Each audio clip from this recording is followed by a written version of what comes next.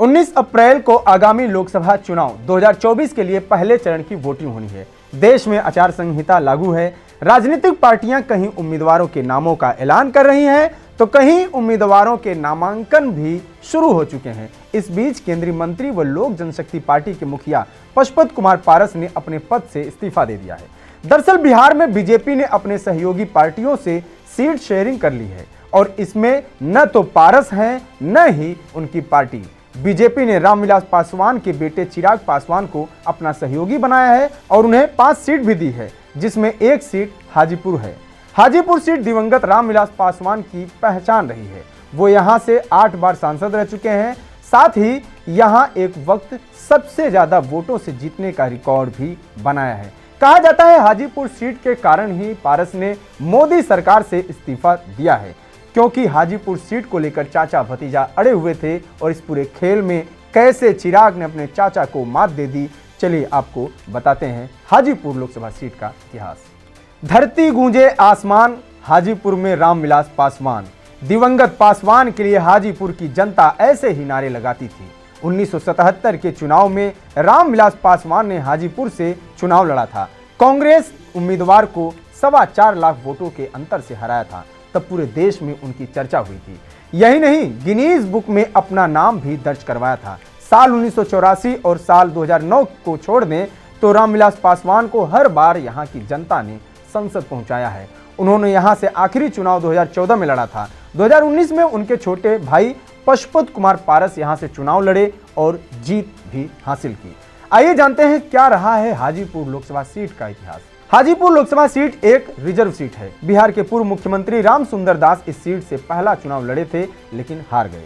तब उनकी उम्र 36 साल थी। दिलचस्प यह है कि 2014 में 93 साल के दास फिर से जेडीयू के टिकट पर यहां से लड़े, लेकिन इस बार भी रामविलास पासवान से हार गए। हालांकि रामसुंदर दास 1991 में जनता दल और 2009 में जदयू के टिकट पर यहां से सांसद बने थे।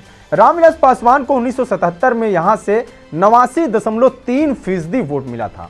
हाजीपुर सीट से रामविलास पासवान 8 बार सांसद रहे हैं। हाजीपुर सीट रामविलास पासवान की पहचान से जुड़ी है। रामविलास पासवान खुद को दलितों का बड़ा नेता साबित करने में कामयाब रहे थे और इसी के बूते उन्होंने साल 2000 में अपनी खुद की लोक जनशक्ति पार्टी भी बनाई।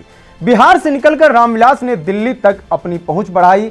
तब वो केंद्र में रेल मंत्री थे। तब उन्होंने हाजीपुर में रेलवे का रीजनल ऑफिस भी खुलवाया।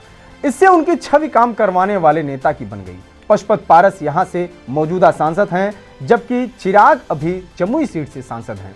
रामविलास पासवान की विरासत को आगे बढ़ाने के लिए ही दोनों हाजीपुर सीट से चुनाव लड़ना चाहते हैं। इस पूरे खेल में बीजेपी ने पशुपत पारस को झटका देकर ये जतला दिया कि रामविलास पासवान के असली वारिस चिराग पासवान ही है। साल 2021 में एलजेपी 2 भागों में बट गई, एक चिराग और दूसरा पशुपत कुमार पारस।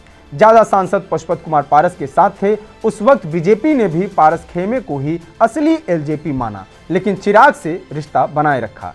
चिराग भी बीजेपी के खिलाफ कभी खुलकर नहीं बोले और समय का इंतजार करते रहे। चिराग ने इस दौरान अपनी जमीन तैयार की, जन आशीर्वाद यात्रा निकाली और लोगों के बीच गए। चिराग को बीजेपी दूर से देख रही थी। चिराग पासवान को लोगों का जन समर्थन था और सहानुभूति भी थी। चिराग ने खुद को अपने पिता रामविलास पासवान का असली राजनीतिक उत्तराधिकारी बताया और चाचा कैंप को पार्टी तोड़ने वाला विश्वासघाती। इस दौरान चिराग खुद को पीएम मोदी का हनुमान बताते रहे। चिराग पासवान की दोबारा एनडीए में वापसी हुई और उन्होंने हाजीपुर पर अपना दावा ठोक दिया। यह सीट पारस भी चाहते थे, लेकिन बीजेपी ने उन्हें दूसरी सीट ऑफर की। वो नहीं माने और एनडीए से चलते बने। बिहार में पासवान जात की आबादी 5.5% है। चिराग के एनडीए के साथ आने पर इस 5% के अलावा भी दलितों की वोट का एक बड़ा हिस्सा एनडीए को मिल सकता है। बीजेपी ने पूरा गणित लगाया और इस गणित में चिराग फिट हुए और पशुपत कुमार पारस अनफिट। एक तरह से हाजीपुर सीट ने एक झटके में सब कुछ तय कर दिया।